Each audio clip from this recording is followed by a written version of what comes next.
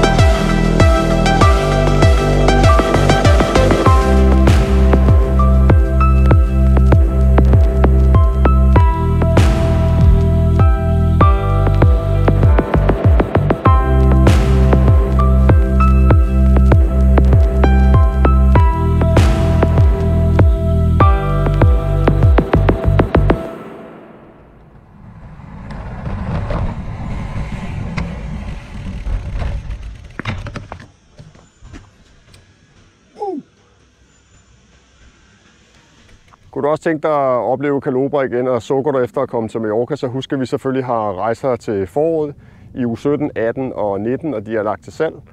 Og vi har også en tur i efteråret i uge 40, så hold dig ikke tilbage. Vi refunderer selvfølgelig alle penge, hvis det er, at vi ikke kommer afsted på grund af corona. Så gå trygt ind og book på Stig Cykelrejsers hjemmeside.